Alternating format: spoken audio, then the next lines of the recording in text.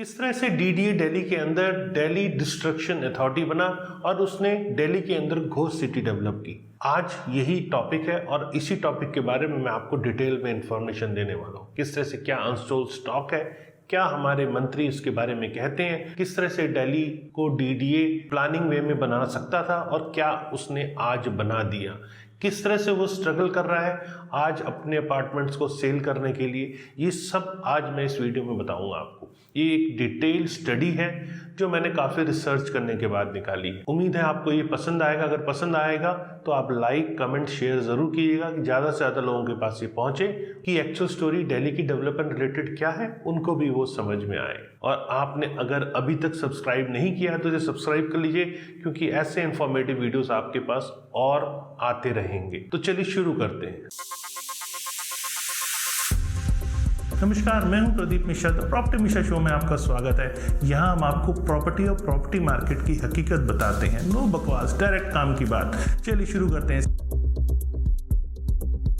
इससे पहले कि मैं डीडीए का आपको सही ढंग से एक टेस्ट करके बताऊं कि कैसे कैसे डीडीए में क्या हुआ, तो उससे पहले आपको समझना पड़ेगा कि इंडिया के अंदर जो पॉलिटिकल इकोनॉमी थी उसका कैसे इवोल्यूशन हुआ और किस तरह से वो बहुत अच्छी हो सकती थी लेकिन वो वर्स होती चली गई। तो इसको समझने के लिए पहले हम चलते हैं डीडीए क्या है। डीडीए दिल्ली डेवलपमेंट अथॉरिटी, जिसे अच्छे से जाना जाता है, और ये एक तरह से डीडीए दिल्ली के अंदर मोनोपोली ओवर लैंड थी। जी हाँ, डेवलपमेंट सारे राइट्स डीडीए के पास ही दिल्ली के अंदर थे। इवन कमर्शलाइजेशन करना भी डीडीए के पास ही था। इसका जो फाउंडेशन स्टोन रखा गया वो 1957 में रखा गया, दिल्ली डेवलपमेंट अथॉरिटी। और इसका पर्पस था कि किस तरह से दिल्ली को प्रमोट किया जाए और एक सिक्योर डेवलपमेंट के साथ दिल्ली को बनाया जाए। 1981 के अंदर इस एक्ट को मॉडिफाई किया गया और फिर डीडीए को ज़्यादा पावर दी गई। 1957 जब डीडीए का इंसेप्शन हुआ, उसके बाद से डीडीए डेवलपमेंट अथॉरिटी अपने आप में एक तरह से सिटी को जो प्रोसेस्ड डेवलपमेंट है, कैसे किया जाए सिटी का, उस हिसाब से उसने काम करना शुरू किया। जो मास्टर प्लान है वो डीडीए ने बनाया 1962 के अंदर, और ये इंश्योर किया कि किस तरह से बैलेंस डेवलपमेंट हो पाए, नए नए रेजिडेंशियल अपार्टमेंट्स बन पाए, रेजिडेंशियल कॉम्प्लेक्सेस बन पाए, और दिल्ली एक सेल्फ कंटेन्ड और एक तरह से हेल्दी और सिक्योर एनवायरनमेंट वहाँ रहने वालों को लोग मिल पाए।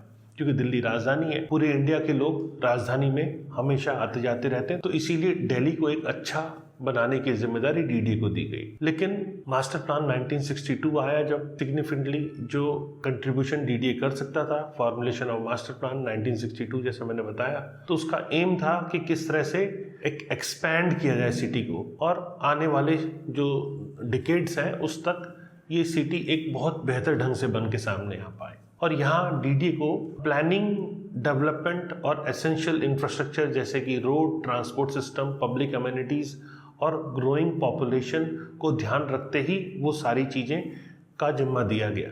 लेकिन क्या डीडीए उसको पूरा कर पाया जो डीडीए को एक्चुअल काम दिया गया था? तो यहाँ सबसे बड़ी बात समझने वाली है कि किस तरह से डीडीए दिल्ली डिस्ट्रक्शन अथॉरिटी बना और उसने दिल्ली के अंदर घोस्ट सिटी डेवलप करनी शुरू कर दी। इसको आगे मैं और थोड़ा सा विस्तार से आपको बताऊंगा, लेकिन इससे पहले मैं आपको बताऊं कि ये डीडीए, जहां पहले लोग प्रॉपर्टी खरीदने के लिए बहुत मारामारी करते थे, उसे आज बहुत बड़ी बड़ी न्यूज़पेपर में एडवर्टीजमेंट देनी पड़ रही है, लेकिन उसके बावजूद भी अपार्टमेंट्स नहीं बिक रहे हैं। ये एक बहुत बड़ा सडन चेंज है जिसमें आज डीडीए बायर्स के लिए स्ट्रगल कर रहा है। बड़ी बड़ी एडवर्टीजमेंट के बावजूद भी बायर्स नहीं आ रहे हैं, और सब सिटी जो बहुत अच्छी बन सकती थी वो घोस्ट सिटी में कन्वर्ट होने लग गई। इतनी बड़ी इन्वेंट्री बिक नहीं रही है। डीडीए जैसे जो दिल्ली डेवलपमेंट अथॉरिटी, जिसका काम दिल्ली को बनाना है, उसकी प्रॉपर्टी नहीं बिक रही है। कितनी सरप्राइज की बात है। और ये नंबर कुछ कम नहीं है। जी हाँ, डीडीए ने बहुत कोशिश की, लेकिन अनसोल्ड इन्वेंट्री कम नहीं हो रही है। इसके ऊपर minister of state for urban affair Kaushal Kishore ji ने राज्यसभा में लास्ट ईयर कहा कि करीब 40,000 की इन्वेंट्री है जो अभी तक अनसोल्ड है। उन्होंने ये भी एम्फसाइज किया कि डीडीए की जो अनसोल्ड इन्वेंट्री है करीब करीब एस्टिमेटेड 18,000 करोड़ की हो गई है। और जैसा कि मैंने बताया, ये वही प्रोडक्ट था जिसकी बुकिंग के लिए आप हम सब मारामारी करते थे। एक बड़ी लंबी वेटिंग लगती थी, और यहाँ तक कि लोग आशियाने के लिए डीडीए को सबसे बेहतर विकल्प मानते थे। इसके लिए ब्लैक मार्केटिंग भी होती थी, यहाँ तक कि बुकिंग फॉर्म तक की लोग ब्लैक करते थे, इतनी डिमांड दिल्ली के अंदर हाउसिंग की थी। और ये सारी हाउसिंग ड्रॉ फ्लॉट के जरिए बायर्स को दी जाती थी। और अगर आपका लिंक टॉप ब्यूरोक्रेट्स के साथ है और किसी आप स्पेशल कैटेगरी या रिजर्वेशन के अंदर आते हैं तो आपके पास डीडीए में घर निकलने के चांसेस काफी बढ़ जाते थे। एक तरह से डीडीए का फ्लैट एक गिफ्ट था जो कि रूलिंग पार्टी अपने कुछ खास चुनिंदा लोगों को देती थी। और अगर आप आम आदमी हैं और आपके पास गॉड की ब्लेसिंग है तो आपको ज़रूर डीडी का फ्लैट मिल सकता था। लेकिन अगर आपके पास गॉड की ब्लेसिंग नहीं है और कोई बड़ा लिंक भी नहीं है तो आपको डीडी का फ्लैट मिलना बहुत मुश्किल हो जाता था, क्योंकि इतनी एप्लीकेशंस आती थी कि वहाँ पर फ्लैट निकल पाना ड्रॉ के अंदर नामुमकिन सा नज़र आता था। और उसी डीडीए में आज n नंबर ऑफ फ्लैट्स हैं जो कि बायर्स के लिए सर्च कर रहे हैं। जैसा कि आप सब जानते हैं, मकान जब बन जाते हैं उसके बाद वो काले पड़ने शुरू हो जाते हैं अगर उसमें ऑक्यूपेंसी नहीं होती, और प्रॉपर मेंटेनेंस ना होने के कारण उसके अंदर जो एसेसरीज लगी होती हैं जैसे चौखट है, खिड़की है, दरवाजे हैं, ये सब चीज़ें धीरे धीरे खराब होने लगती है। या फिर जैसे वॉश बेसिन है, टैप्स हैं, ये सब धीरे धीरे पुराने होने लगते हैं तो वो यूजफुल भी नहीं रहते। तो अब इतनी बड़ी इन्वेंट्री आज बायर्स के लिए फेस कर रही है। और अगर वैल्यू ऑफ अनसोल्ड इन्वेंट्री की बात करूं तो ये total reserve of the state monopoly की ट्वाइस है, जो कि 9,028 करोड़ होनी चाहिए थी। मतलब 18,000 करोड़ की इन्वेंट्री जो नहीं बिक रही है, ये अपने आप में बहुत बड़ा सवाल है। डीडीए के पास करीब already 16,000 plus flats unsold inventory थी और ज़्यादातर जो इन्वेंट्री है वो घोस्ट टाउनशिप के अंदर कन्वर्ट हो चुकी है। नरेला जैसा एरिया जो कि आउटर दिल्ली के अंदर आता है वो बहुत अच्छा बन सकता था, लेकिन उसे प्रॉपर बनने नहीं दिया गया। क्या कहते हैं इस पे मिनिस्टर? जी हाँ, मिनिस्टर किशोर ने राज्यसभा में 2021 में बताया कि जो रीज़न है नरेला जैसे एरिया में अपार्टमेंट ना बिकने का, वो रिमोट लोकेशन और लैक ऑफ मेट्रो कनेक्टिविटी है। क्या आपके इंजीनियर्स, आपकी प्लानिंग डिपार्टमेंट ने ये सब चीज़ें पहले नहीं देखी थी? और अगर देखकर ही इग्नोर कर दिया तो ऐसा क्यों किया? इसके लिए आम जनता का क्यों नुकसान होगा? क्यों दिल्ली जो एक बढ़िया शहर बन सकता था आप नहीं बनने दे रहे हैं? मेरे को लगता है कि यहाँ आपके जो सिस्टम है उसका फेलियर है।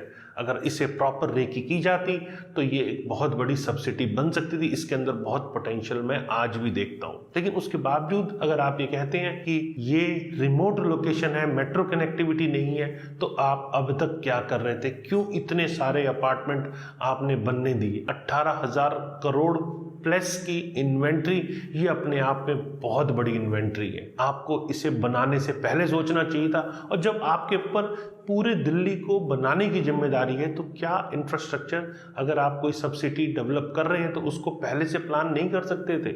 आप कर सकते थे, लेकिन आपने वो प्लानिंग नहीं की। दिन ब दिन वहाँ अपार्टमेंट बनाते गए, अनसोल्ड इन्वेंट्री को आप बढ़ाते गए और इंफ्रास्ट्रक्चर के नाम पे नरेला को जीरो करते चले गए। इतने सारे अपार्टमेंट, अभी भी जो फर्स्ट कम फर्स्ट सर्व की स्कीम आई है इसमें डीडी को बहुत फाइट करना पड़ रहा है नरेला के अंदर अपार्टमेंट्स बेचने के लिए। द्वारका के अंदर जरूर अपार्टमेंट बिक गए और क्विक सेलिंग हो गई, लेकिन नरेला में क्यों सेलिंग नहीं हो रही? क्योंकि बेटर इंफ्रास्ट्रक्चर नहीं है। अब आप सोचते हैं वहाँ स्टेडियम लेकर आए, एजुकेशन इंस्टीट्यूट्स लेकर आए या मेट्रो लेकर आए, लेकिन क्या आप ये बनाने से पहले प्लान नहीं कर सकते थे? क्यों आप ऐसा कर रहे हैं?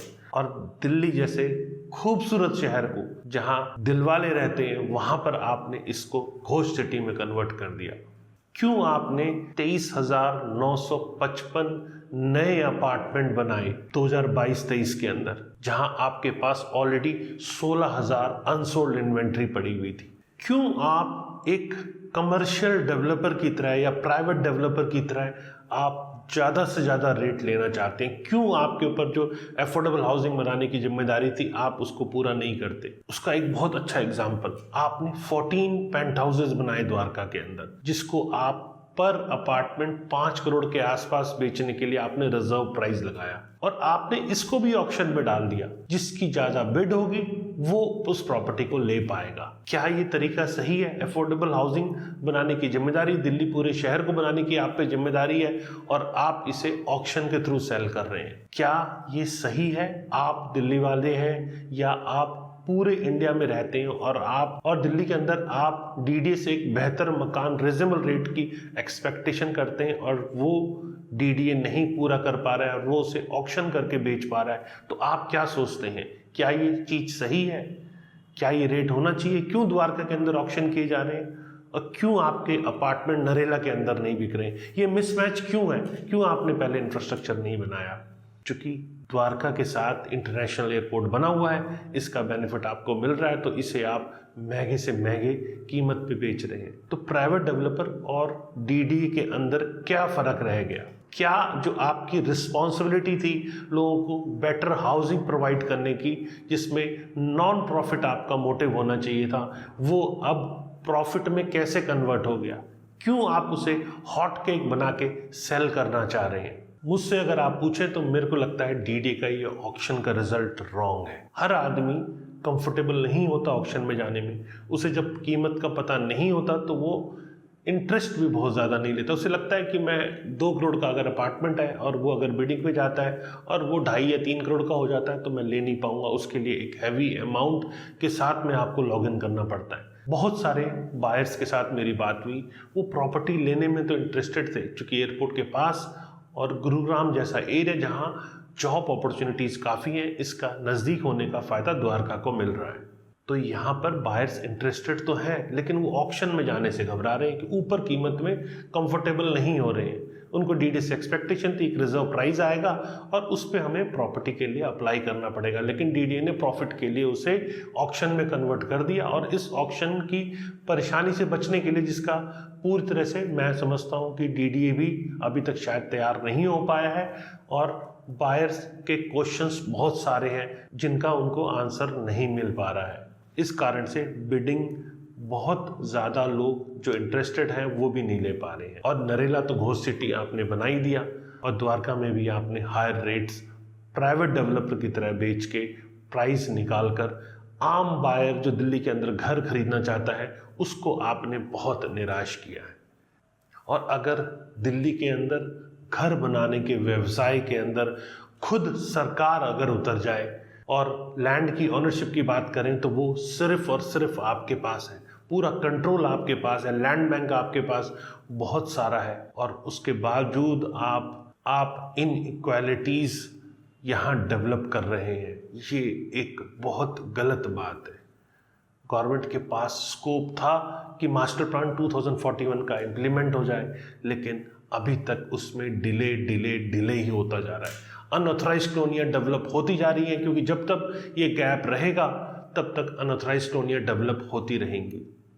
और जब ये डेवलप होनी शुरू होती है तब आप लोग आंख बंद कर लेते हैं और उसके बाद रेरा का एक डिसीजन पूरे दिल्ली को हिला देता है, जिसमें ये आता है कि 4th फ्लोर की रजिस्ट्री नहीं होगी। आनन फानन में ये डिसीजन जब आ जाता है, तो जब सभी स्टेक होल्डर्स इस पे आवाज़ उठाते हैं तो रेरा के इस ऑर्डर को रिवोक किया जाता है। क्यों रिवोक किया जाता है? क्या आपको नहीं पता जब ये डेवलप होना शुरू हो रहा था? क्या आपके नाक के नीचे अनऑथराइज कॉलोनी डेवलप नहीं हुई? क्यों आपने बेटर प्लान्ड वे में इस सिटी को डेवलप नहीं किया? अगर अफोर्डेबल रेट्स होते तो शायद दिल्ली एक प्लान्ड वे में बहुत अच्छी डेवलप हो सकती थी। आम आदमी को आपने स्कोप ही नहीं दिया, पहले लंबी लाइन, और अब जब आपके पास अनसोल्ड इन्वेंट्री बहुत ज़्यादा इकट्ठी हो गई है लैक ऑफ प्लानिंग के कारण, तो आप रेट काफ़ी बढ़ा चुके हैं। आम बायर की पॉकेट से ये बहुत दूर होता चला गया है। आपने EWS कैटेगरी के जो अपार्टमेंट है उसके लिए आपने फैमिली इनकम 10 लाख कर दी है। मतलब अब 10 लाख की अगर फैमिली इनकम है तो भी वो रिजर्व कैटेगरी में, मतलब EWS कैटेगरी में आप उसे ले रहे हैं। द्वारका जैसे एरिया में 26 से 30 लाख के बीच का EWS का फ्लैट क्या एक आम आदमी ले सकता है? नहीं ले सकता। आपको रेट रिजनेबल रखने चाहिए थे, लेकिन आपने उसको भी EWS कैटेगरी के अंदर वो रेट ला के रखे। तो एक आम आदमी कैसे घर लेने की सोच सकता है?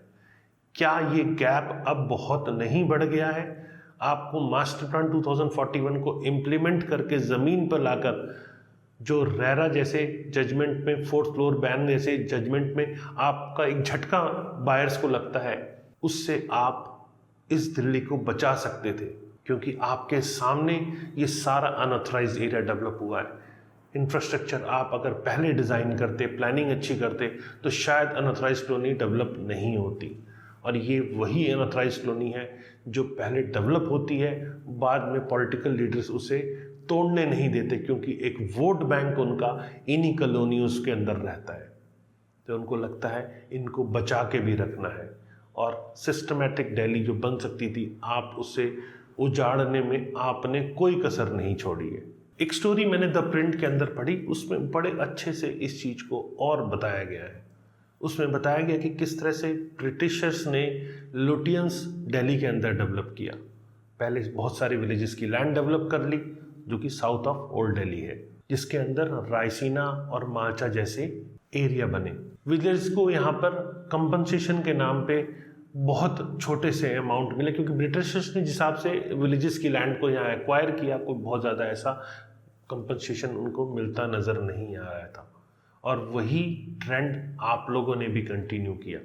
आप भी उसी तरह से लैंड को एक्वायर करते गए और ऐसी कॉलोनीज डेवलप करते चले गए, लेकिन लैंड ओनर्स को बहुत ज़्यादा कंपनसेशन नहीं मिला। उस स्टोरी में ये भी मेंशन था कि किस तरह से मुनिरका के अंदर लैंड एक्विजिशन हुआ और यहाँ 6 आने के हिसाब से पर स्क्वायर यार्ड कंपनसेशन दिया गया, और वहाँ डीडी जैसी एक बड़ी कॉलोनी डेवलप हुई, और कंपनसेशन के नाम पर जो लैंड ओनर्स हैं उनको भी बहुत ज़्यादा कंपनसेशन नहीं मिला। जब लैंड हमारे पास नहीं है, हम लैंड विलेजर्स की एक्वायर कर रहे हैं, तो मेरे हिसाब से उनको प्रॉपर कंपनसेशन भी मिलना चाहिए, और नो प्रॉफिट नो लॉस के बेस के ऊपर एज अ डीडीए आपको हाउसिंग बनानी चाहिए थी।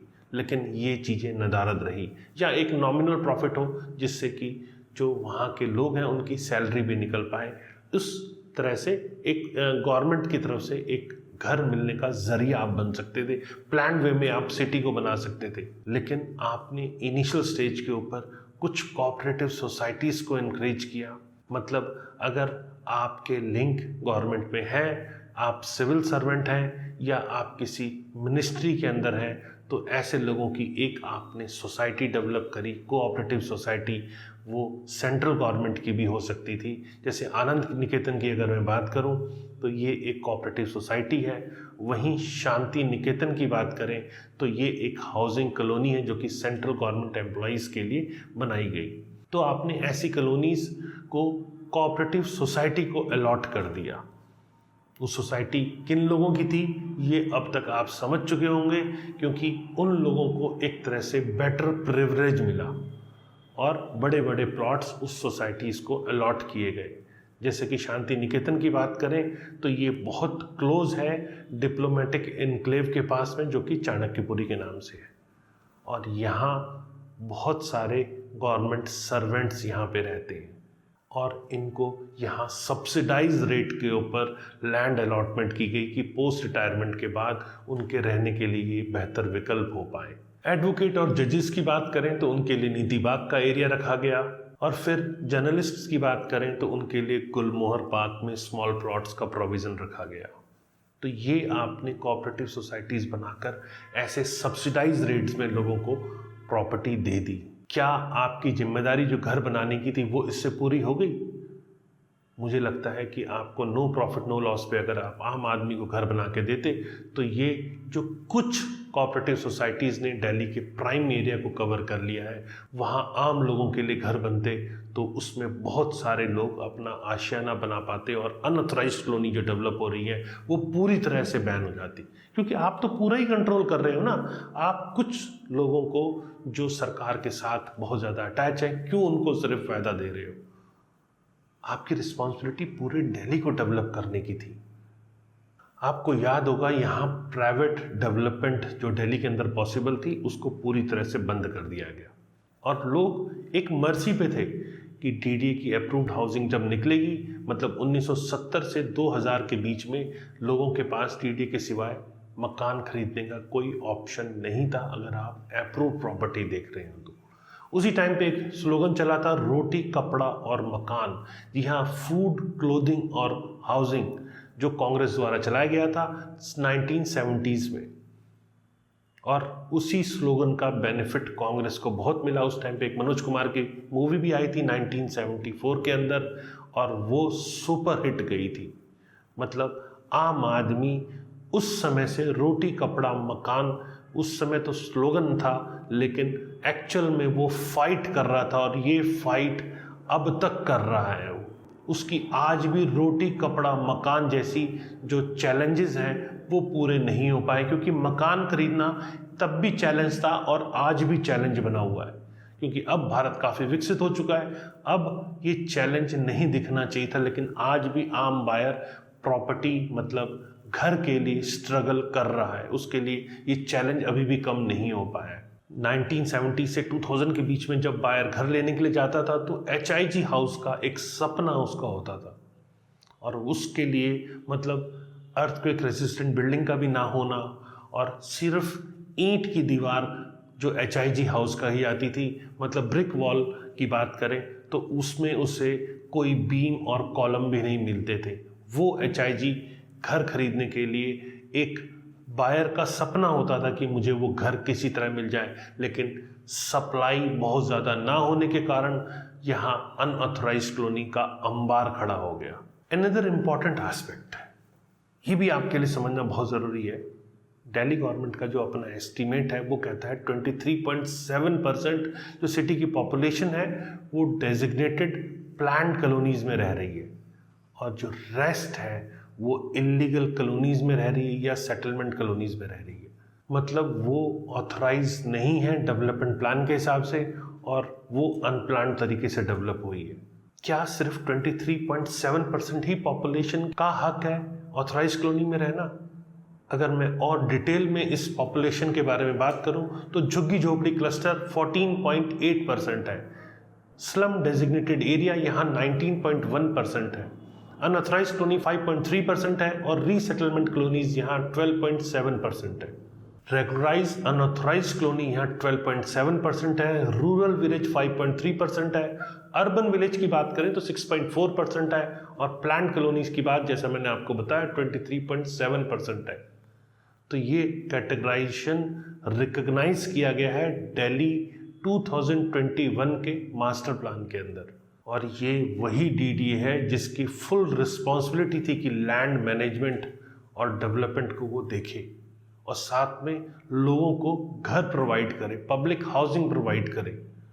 यहाँ बहुत सारे मास्टर प्लान बने 1962, 1990, 2007 जो कि DDA ने बनाए, लेकिन कहीं हद तक सिस्टमैटिक तरीके से काम नहीं हुआ। अंडर सप्लाई सिचुएशन बनी रही, और जो नोटिफाइड अर्बन डेवलपमेंट थे वहाँ पर अंडर सप्लाई एस्टिमेटेड रिक्वायर्ड जो स्टॉक हो सकता था, लो कॉस्ट पब्लिक हाउसिंग जो हो सकती थी, वो नहीं नज़र आई। और DDA उसमें कहीं हद तक जो हाई इनकम ग्रुप के लोग थे उनके लिए कुछ कुछ चीज़ें प्लान करता चला गया। एक आम आदमी के लिए वो कहीं हद तक घर बनाने का सपना था वो पीछे हटता चला गया। 2004 से 2013 के बीच में बात करें तो सिर्फ और सिर्फ 10% ऐसे मकान थे जो इकोनॉमिकली वीकर सेक्शन के लिए निकाले गए थे। जैसे मैंने आपको बताया, अब तो जो फैमिली इनकम अगर आपकी 10 लाख की है तो भी आप EWS कैटेगरी में आप आ चुके हो।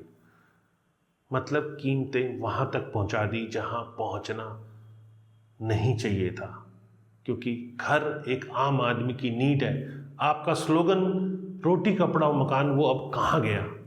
भारत को उसकी वाकई में ज़रूरत है, आम आदमी को उसकी बहुत ज़रूरत है। उसको सर पे छत चाहिए और अप्रूव चाहिए। अप्रूव ना होने के कारण वो अनऑथराइज्ड कॉलोनी में भागता है, और फिर प्रॉपर्टी पहले आप रजिस्ट्रेशन कराने देते हैं या पावर ऑफ टर्नी से बिकने देते हैं, क्योंकि पावर ऑफ टर्नी ब्लड रिलेशन के सिवाय ट्रांसफ़र का मोड नहीं है। लेकिन ये सब चीज़ें होती हैं। रेवेन्यू लॉस भी गवर्नमेंट का होता है। अनऑथराइज्ड कॉलोनी डेवलप हो रही है, और वो जो बायर पैसा लगा रहा है छत ना मिलने के एवज में, सरकार से जो उसे छत चाहिए था सही कीमत पे, वो ना मिलने के एवज में जब वो अनऑथराइज्ड कॉलोनी में बाय कर रहा है तो आप पहले बनने देते हैं और फिर बाद में आप उसे तोड़ देते हैं।